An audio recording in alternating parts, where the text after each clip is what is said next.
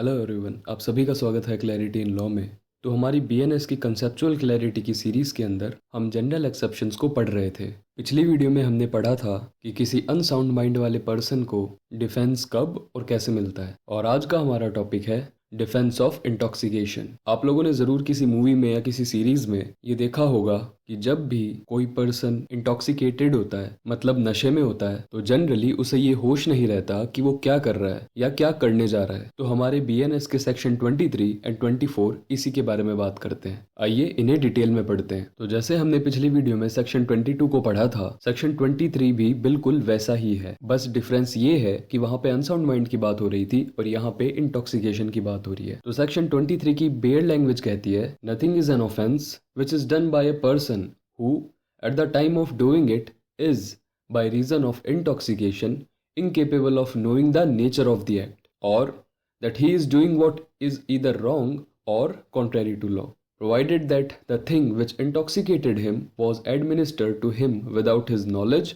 or against his will. तो bear language कहती है कि कोई भी चीज ऑफेंस नहीं होगी जो कि एक ऐसे व्यक्ति के द्वारा की जा रही है जो उस चीज को करते समय नशे की वजह से असमर्थ है ये जानने में कि उस एक्ट का नेचर कैसा है, या फिर वो एक्ट रॉन्ग है और कानून के खिलाफ है। लेकिन यहाँ पे एक एक्स्ट्रा बात भी जोड़ी गई है, यहाँ पे एक शर्त भी जोड़ी गई है कि उसका नशा जो है वो वॉलंटरी नहीं होना चाहिए, इनवॉलंटरी होना चाहिए। मतलब वह नशे में अपनी इच्छा से नहीं आया है। वो इंटॉक्सिकेटेड सब्सटेंस, मतलब वो नशीला पदार्थ उसे दिया गया था बगैर उसकी नॉलेज के या बिना उसकी इच्छा के। तो बेसिकली अगर हम इस बेयर लैंग्वेज को कुछ हिस्सों में तोड़ें तो हमारे सामने क्या आएगा, नथिंग इज एन ऑफेंस, मतलब कोई भी चीज ऑफेंस नहीं होगी किसी व्यक्ति के द्वारा at the time of doing an act, उस चीज को करते वक्त, बाय रीजन ऑफ इंटॉक्सिकेशन, नशे की वजह से। और वो इंटॉक्सिकेशन कैसा होना चाहिए, इनवॉलेंटरी, मतलब उसकी इच्छा के बिना उसे वो चीज दी गई थी। और उस नशे के कारण क्या हुआ, he is incapable of understanding, वो ये समझने में असमर्थ हो गया the nature of the act, उस एक्ट का नेचर कैसा है, उस एक्ट की प्रकृति कैसी है, और या फिर द एक्ट इज इधर रॉन्ग, वो एक्ट गलत है, या फिर कॉन्ट्रेरी टू लॉ, कानून के खिलाफ है। अब अगर आपने पिछली वीडियो को देखा है जिसमें हमने डिफेंस ऑफ अनसाउंड माइंड को एक्सप्लेन किया था, तो आप ये समझ गए होंगे कि सेक्शन 23 हूबहू सेक्शन 22 के जैसा ही है। बस वहां पे मेडिकल इंसैनिटी को प्रूव करना होता था और यहाँ पे इनवॉलंटरी इंटॉक्सिकेशन को प्रूव करना होता है। आइए इसी डिफरेंस को हम और डिटेल में समझते हैं। तो सेक्शन 22 के अंदर जो लीगल इंसैनिटी है उसका सोर्स क्या है, मेडिकल अनसाउंडनेस। लीगल इंसैनिटी मतलब ये जानने में असमर्थ हो जाना कि एक्ट का नेचर कैसा है, वो गलत है या फिर कानून के खिलाफ है। और ये सब ना जान पाना क्यों हो रहा है, मेडिकल अनसाउंडनेस की वजह से, मतलब पागलपन की वजह से। लेकिन सेक्शन 23 में जो लीगल इंसैनिटी है उसका सोर्स क्या है, इंटॉक्सिकेशन, मतलब नशे में होना। और वो इंटॉक्सिकेशन भी कैसा होने चाहिए, इनवॉलेंटरी, मतलब उसे पता ना हो, उसे उसकी नॉलेज ना हो, या फिर उसकी इच्छा के विरुद्ध, उसकी इच्छा के खिलाफ। तो की डिफरेंस क्या हुआ, जो पॉजिटिव एलिमेंट है सेक्शन 23 का वो है इंटॉक्सिकेशन, और जो पॉजिटिव एलिमेंट है सेक्शन 22 का वो है मेडिकल अनसाउंडनेस। आइए अब हम सेक्शन 24 की ओर बढ़ते हैं। देखिए सेक्शन 24 एक काफी स्पेशल सेक्शन है। ये किसी डिफेंस की बात नहीं करता बल्कि एक प्रिजम्पशन की बात करता है। सेक्शन 24 की बेयर लैंग्वेज कहती है, in cases where an act done is not an offense unless done with a particular knowledge or intent, a person who does the act in the state of intoxication shall be liable to be dealt with as if he had the same knowledge as he would have had if he had not been intoxicated, unless the thing which intoxicated him was administered to him without his knowledge or against his will। अब देखिए, सुनने में तो ये language आपको काफी complicated सी, काफी complex सी लग रही होगी, बट ट्रस्ट मी ये उतनी कॉम्प्लिकेटेड है नहीं। हम इसे काफी सिंपल वे में, काफी इजी वे में समझेंगे। देखिए सेक्शन 24 कहता है कि ऐसे ऑफेंसेस जिनको प्रूव करने के लिए मेंस या तो नॉलेज होना चाहिए या फिर इंटेंशन होना चाहिए, और अगर कोई पर्सन उस ऑफेंस को करता है नशे की हालत में, तो हम तो ये मान के चलेंगे कि उसे इस बात का नॉलेज था कि वो क्या करने जा रहा है। ठीक वैसे ही उसे वो नॉलेज तब होता अगर वो नशे में ना होता तो। लेकिन कंडीशन क्या है कि वो इंटॉक्सिकेशन, वो नशा वॉलंटरी होना चाहिए, मतलब उसकी इच्छा से होना चाहिए। तो अगर मैं इसे सिंपल वर्ड्स में कंक्लूड करूं तो देखिए सेक्शन 23 कहता था कि अगर कोई पर्सन इंटॉक्सिकेशन के कारण लीगली इनसेन हो चुका है तो उसे सेक्शन 23 का डिफेंस मिलेगा, लेकिन वो इंटॉक्सिकेशन इनवॉलेंटरी होना चाहिए। लेकिन फिर अगर ये सवाल उठता है कि अगर इंटॉक्सिकेशन वॉलेंटरी हुआ तो सेक्शन 24 उसका आंसर देता है कि अगर इंटॉक्सिकेशन वॉलेंटरी हुआ तो हम ये मान के चलेंगे कि उस पर्सन को ये बात का नॉलेज था कि वो क्या करने जा रहा है। ठीक वैसे ही अगर वो नशे में ना होता, वो नॉलेज उसे अगर तब होता। आइए इसी बात को थोड़ा और अच्छे से समझने के लिए हम एक एग्जाम्पल देखते हैं। देखिए, जैसा कि सेक्शन 24 बात कर रहा था कि ऐसे ऑफेंसेस जिसमें मेंस रिया या तो नॉलेज होता है या फिर इंटेंशन होता है, तो मर्डर का जो ऑफेंस है वो इसका परफेक्ट एग्जांपल रहेगा, क्योंकि मर्डर के ऑफेंस में मेंस रिया या तो आप इंटेंशन से प्रूव कर सकते हो या फिर नॉलेज से प्रूव कर सकते हो।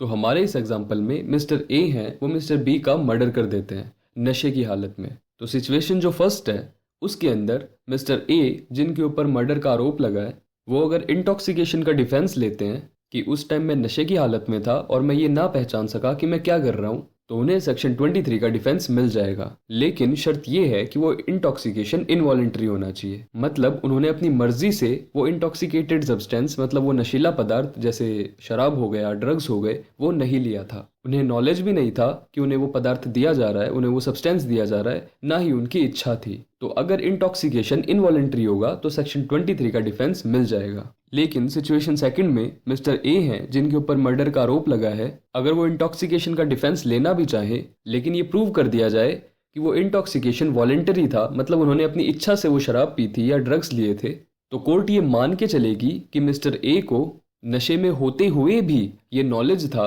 कि वो क्या करने जा रहे हैं। ठीक वैसे ही अगर वो नशे में ना होते तब होता। आइए सेक्शन 24 को और सिंपल तरीके से समझते हैं। तो बेसिकली सेक्शन 24 है वो कोई जनरल एक्सेप्शन नहीं है, बल्कि एक रूल ऑफ प्रिजम्पशन है, और वो प्रिजम्पशन भी सिर्फ नॉलेज के ऊपर अप्लाई होता है, इंटेंशन के ऊपर नहीं, क्योंकि किसी का इंटेंशन कभी भी प्रिज्यूम नहीं किया जा सकता। तो हमारे पिछले एग्जाम्पल में जब मिस्टर ए ने मिस्टर बी को मारा था नशे की हालत में, और वो नशा वॉलेंटरी था, उनकी इच्छा से था, तो हम उनका इंटेंशन तो प्रूव नहीं कर सकते कि उनका इरादा था बी को मारना, लेकिन हम नॉलेज का प्रिजम्पशन लेके चल सकते हैं कि उन्हें इस बात का नॉलेज था कि वो क्या करने जा रहे हैं। और इस प्रिजम्पशन का स्कोप और इफेक्ट क्या होता है? This presumption supports prosecution in securing conviction. जैसा कि मैंने पिछली वीडियो में बताया था कि क्रिमिनल केसेस में दो टाइप की पार्टीज होती हैं, प्रोसिक्यूशन और अक्यूज्ड। तो ये जो नॉलेज की प्रिजम्पशन है, ये प्रोसिक्यूशन की मदद करती है अक्यूज्ड के कन्विक्शन को सिक्योर करने में, क्योंकि अगर किसी कारण से